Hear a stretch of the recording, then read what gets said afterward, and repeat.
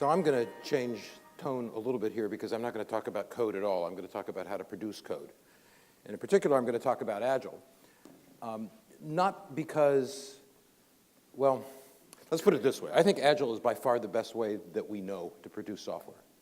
And at the same time, I think the notion of Agile software development is being completely destroyed by most of the Agile community. So when I talk about the death of Agile, what I'm really talking about is the death of what I think of as real agility, and a replacement of real agility with a kind of fake agility that is suitable for corporations but doesn't really work in the real world. So let me explain exactly what I'm talking about. I would explain it if my clicker was working. There it is. So the reason I'm doing this talk is because as a consultant, I often come into companies and give them advice about Agile process. And I am just getting sick to death of dealing with the aftermath of the certified Scrum guys.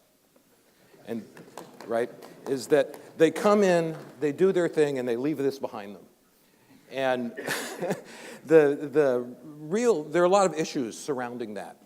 But Scrum is really a problem, is the problem. It is not the solution. And the basic problem is the notion of a cargo cult. Now, the cargo cults happened in the Pacific Islands during World War II. The islanders were living happily on their islands without any cares in the world, eating fruit as it drops off of trees. But they were living in the Stone Age. A few minutes later, it seems, a bunch of soldiers land on the island. They make a runway, and then airplanes start landing. And the airplanes bring with them the 20th century. So all of a sudden, these guys have gone from the Stone Age to the 20th century because of these air bases. And 5 years later, all of those soldiers get back onto their airplanes, and they fly away. And the people who lived on the island are back in the Stone Ages. And what they saw were the airplanes. Is what they said, if we can only bring the airplanes back, they're going to bring back the cargo. So what they started doing is building things that look like airplanes in the hopes that if they build it, they will come.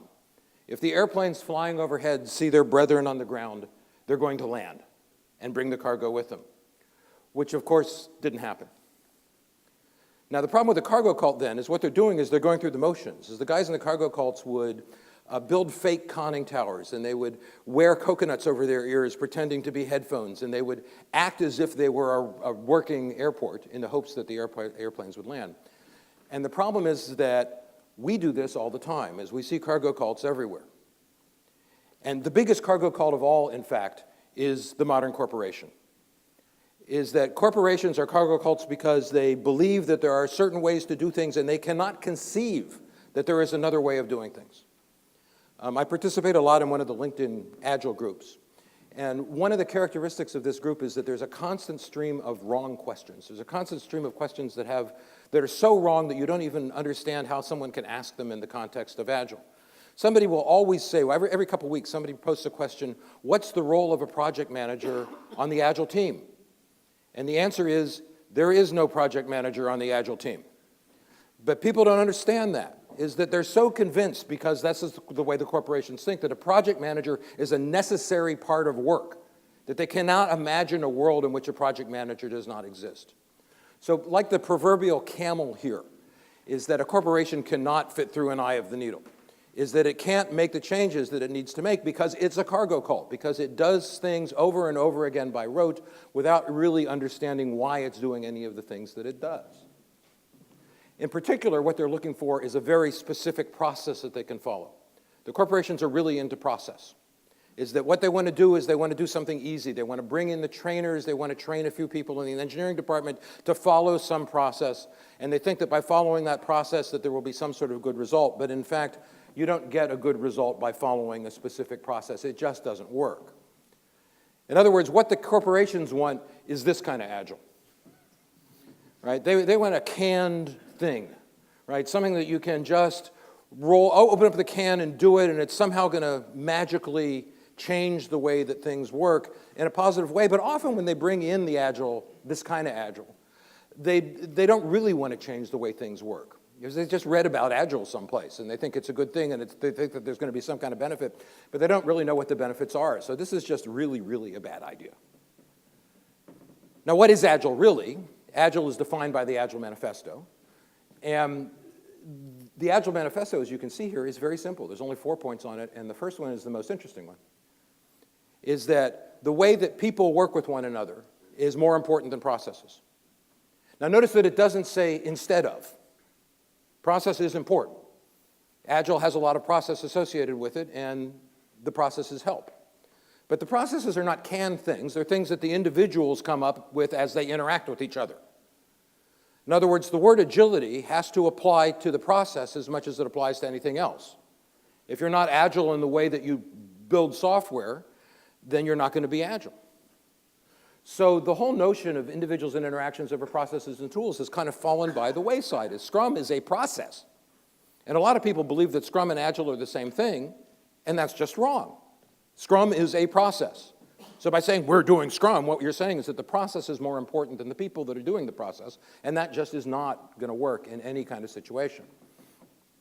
Now, my rule of thumb here then is to see if something makes sense. In any sentence where you see the word agile, if you can replace that word with the word flexible, then you've got a proper sentence. If you say we do things in an agile way, that works for me. If you say Agile says that we should do X, that doesn't work for me at all. What we want is flexibility. The whole point of Agile is to get agility.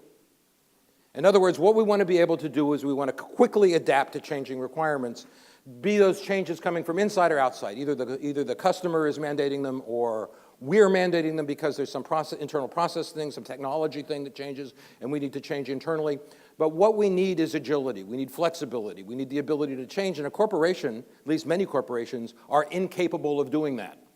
So I suppose the one thing that I will agree with the Agile skeptics about is that I think the vast majority of large companies cannot ever be Agile, because it is the very nature of those large companies to not be flexible about things.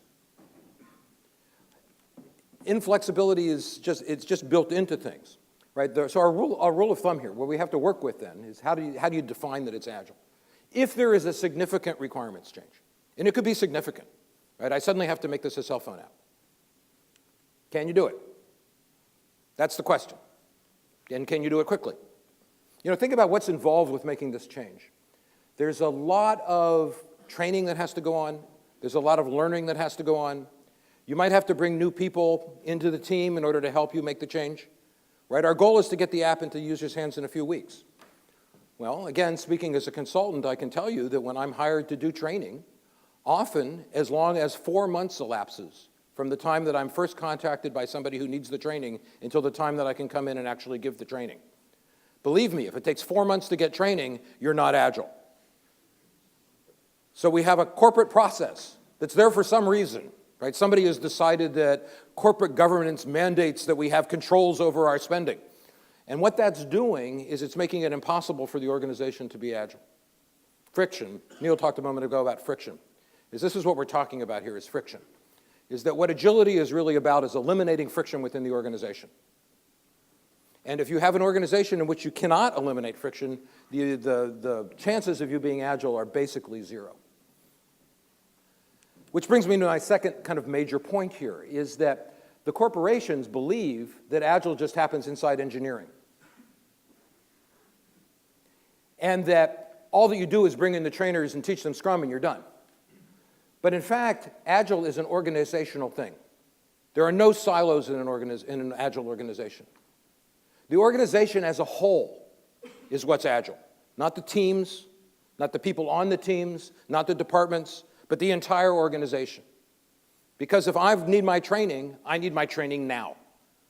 So if there's a separate finance department that's providing friction, that's getting in the way of me getting my training, there is no way that there's going to be any agility inside that organization.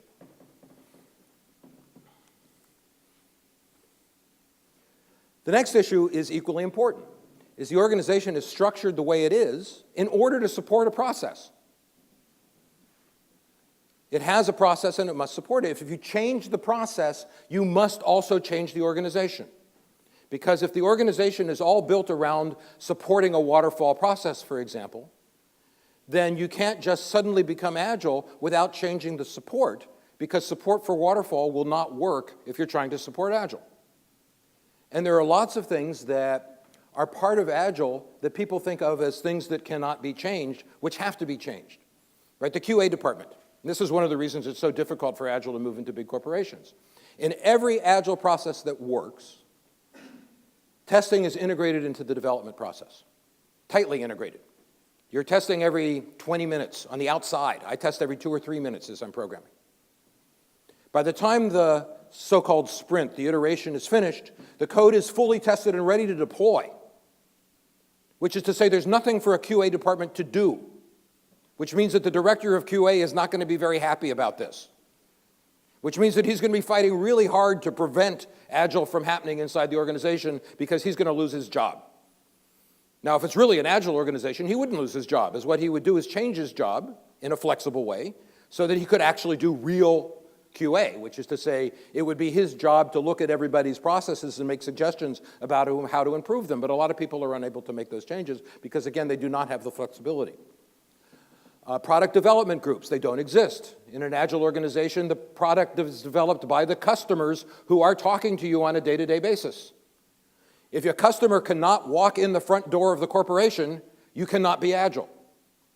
And it's very difficult for somebody who's not an employee of the corporation to walk in the front door, believe me. The governance practices, we were talking about finance-related practices a moment ago, is this basic idea of if I need the training, I need it now, not in 6 weeks. If I need a new piece of software, I need it now. An Agile team has a budget, and it spends it however they feel like it. The entire team decides to go off to a conference, they do that. They don't ask anybody, they just do it. If they need to buy a piece of software, they do it. Right, now they've got to manage their budget. The budget is not infinite.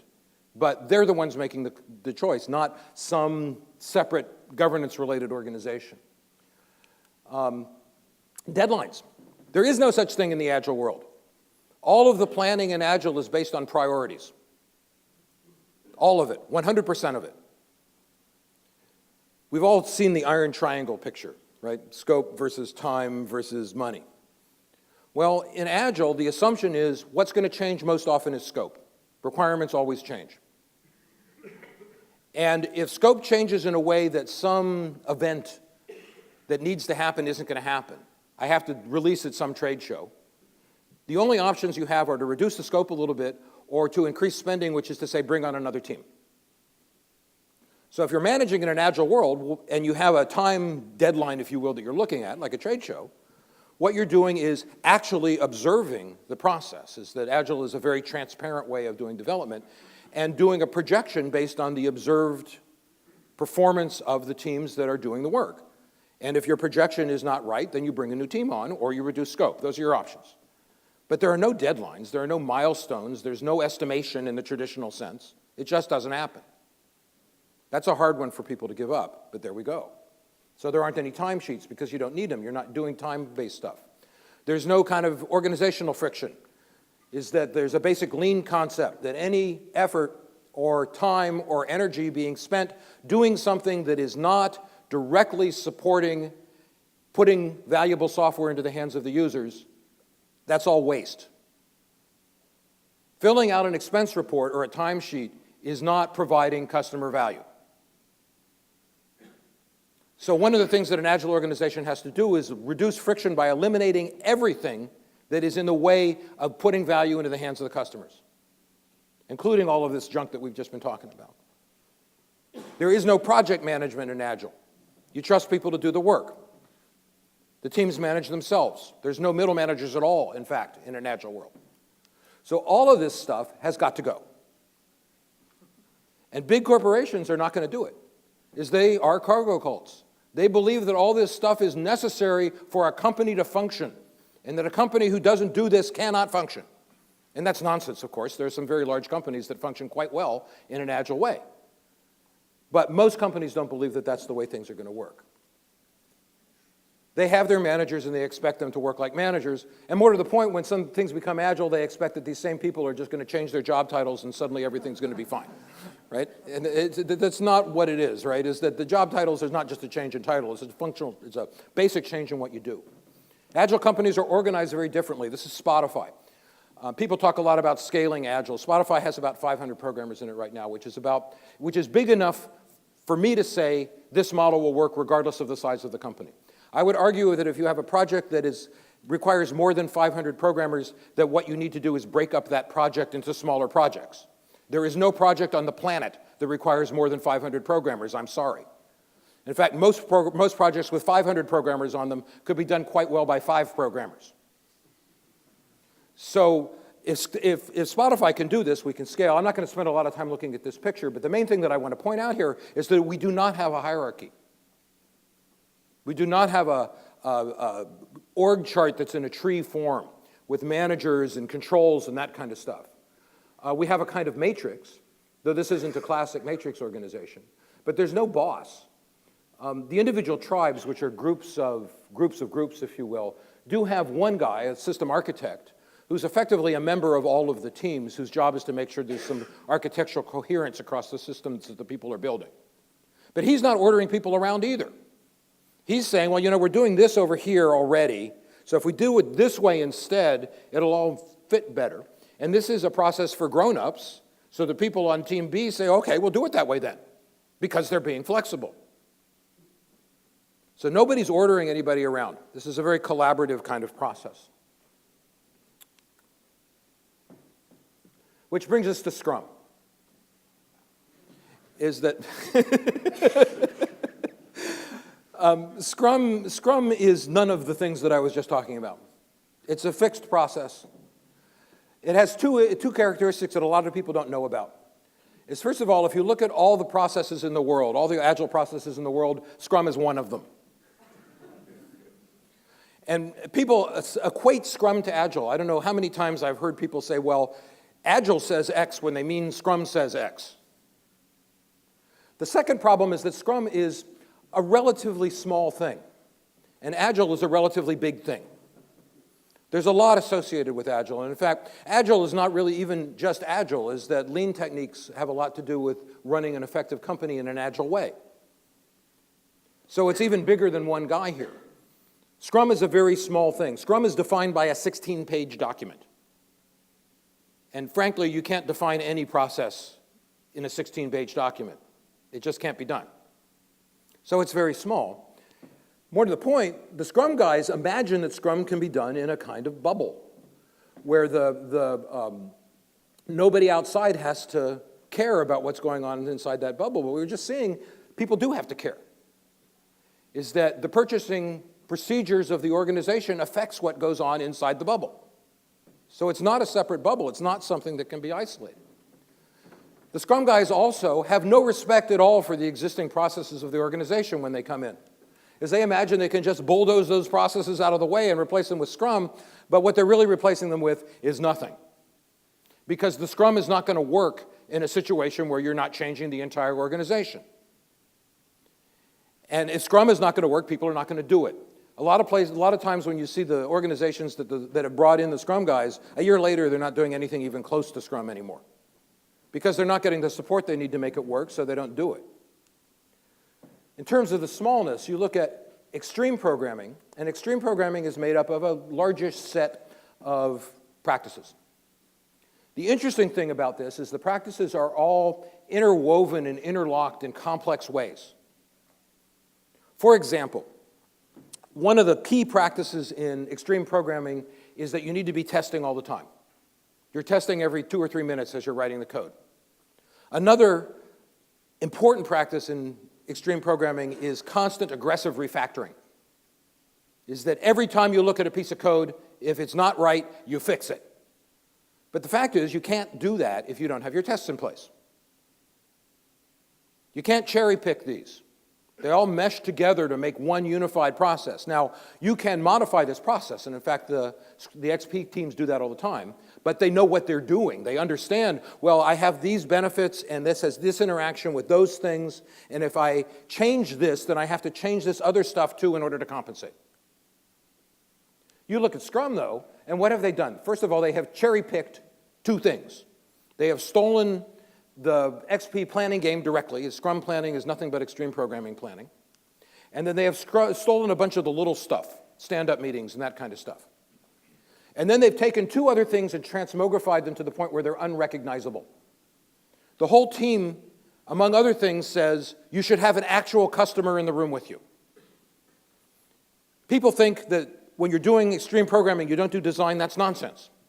What you are doing is you're doing the design incrementally as the program evolves. Instead of spending 3 months talking to a user before you start coding, you put the user in the room with you so you can ask them the question immediately before you start coding. The user interaction is still there. You're still talking to your users. You're still doing design, but you're doing it as you're working.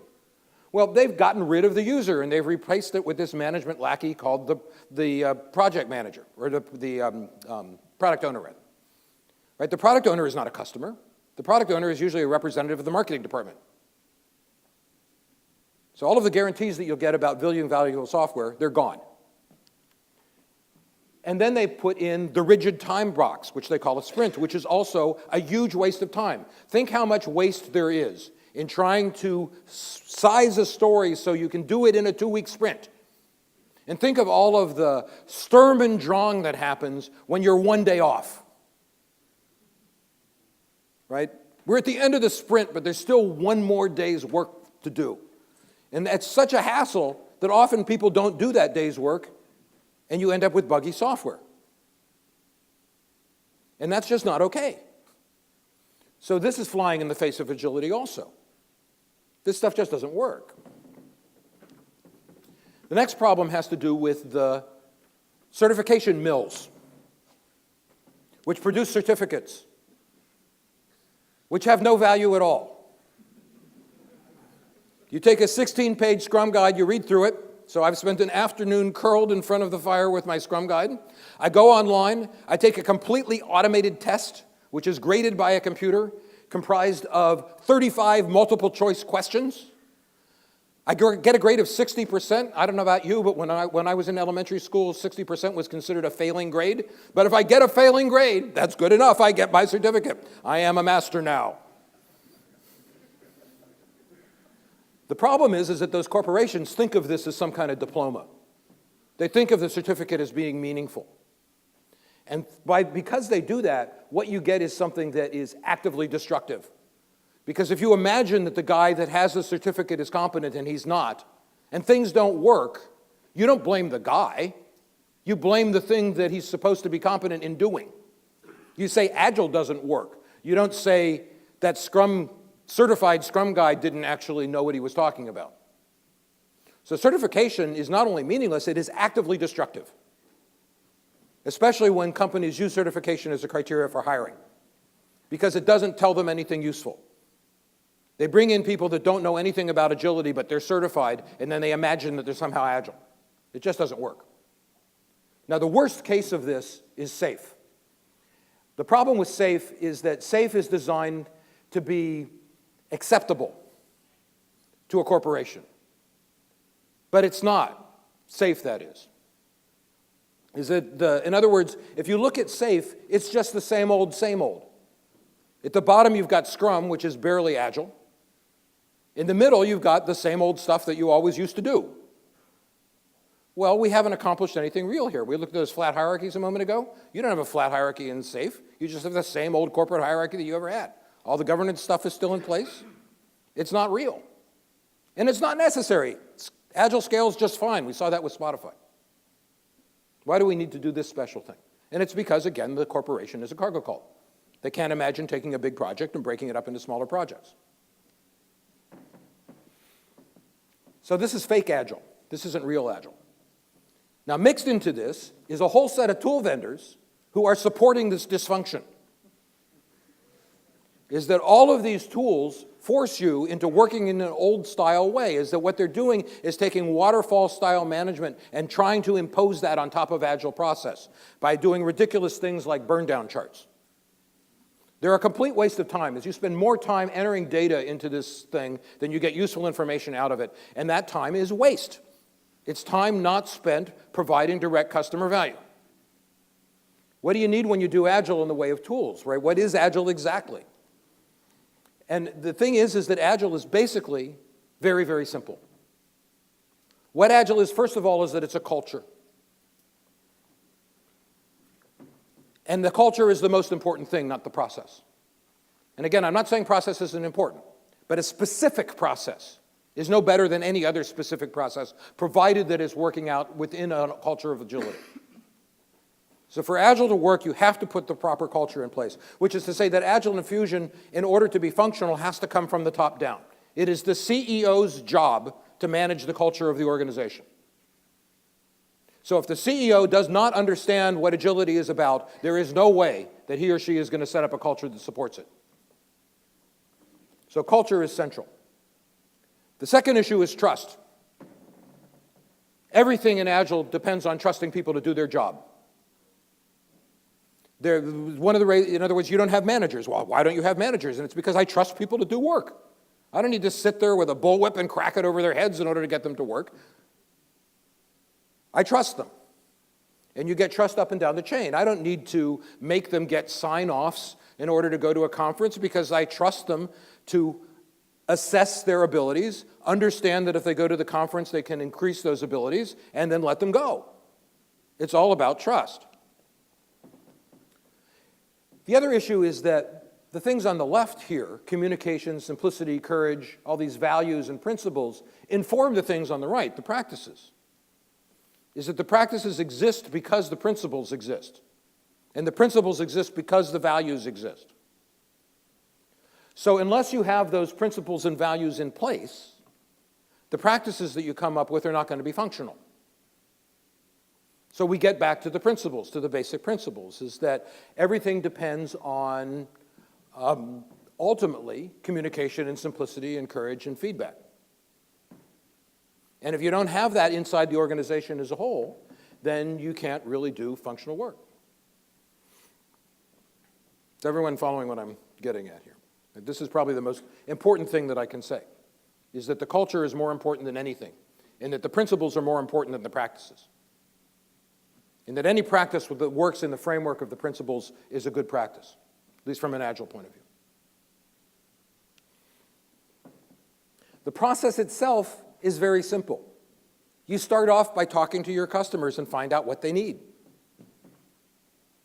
And then you break off a small chunk of that, and you build it, and you give it to them. That's it. Everything else is icing. And you do this on a small loop, right? That loop is a 2-week loop. And the reason it's a 2-week loop is because the general assumption of all the Agile processes is that people don't know what they need until they have something in their hands. So upfront requirements gathering doesn't work because the requirements that you gather are never correct.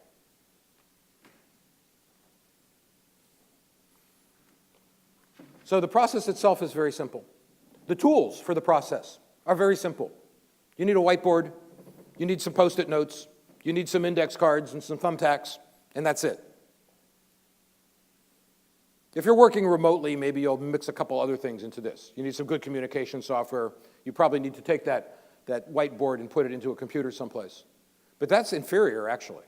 As Agile is all based on face-to-face communication. 2 people physically standing in front of a physical board will be able to do better work than 2 people working electronically.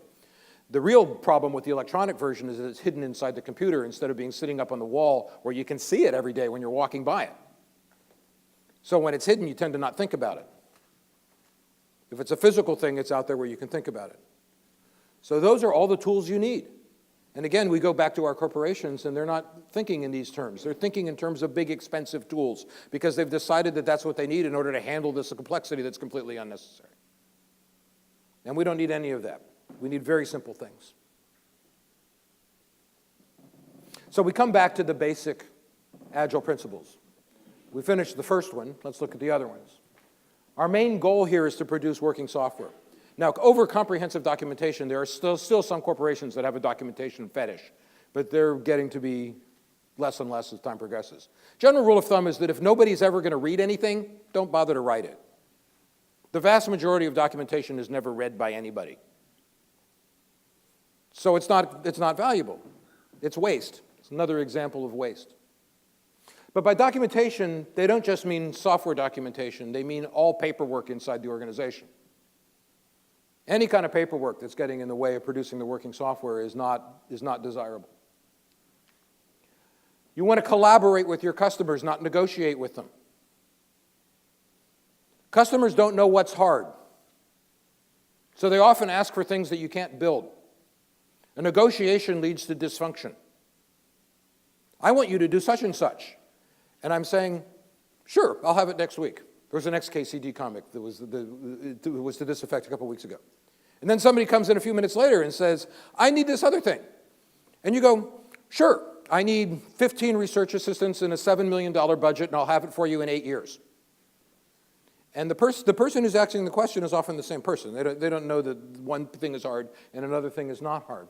Well, if you negotiate, the next thing that person is going to say, how about 3 years with 8 research assistants?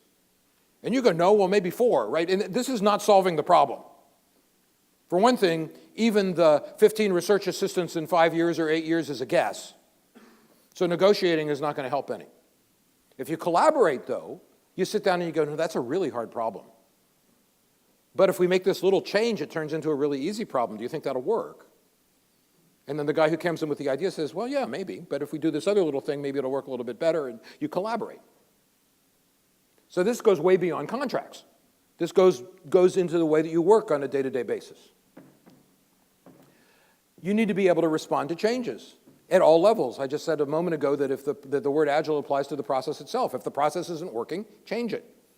Notion of retrospectives comes out of this, but the most functional agile teams do not do retrospectives. Because a highly functional agile team will instantly recognize that something's not working. Everybody will huddle together, they'll come up with a solution, they'll put the solution in place, and then they'll move on. A retrospective is kind of a transitional measure. It's something that you need before you get good enough to be able to make those changes quickly. Then there are the principles. Let's look at just a few of them. The welcoming changes of requirement, even late in development. Right? And the basic notion of harnessing the change for the customer's competitive advantage is important here. Is that an agile team is in a service role. It's their job to solve other people's problems. Not to do stuff because it's cool, and not to do stuff because it's techie and it makes them feel good, but to do stuff because it improves the bottom line of the customer, whoever that customer should be. The requirements are going to change. They always change. So setting up things where they can't change is not going to work. Another flaw in Scrum is they say once the Scrum starts, there will be no changes. Well, what's that about? I'm 5 minutes into the Scrum and I realize that we got a requirement wrong and we can't make any changes? It's not going to work, because you have to accept them at any point in the process.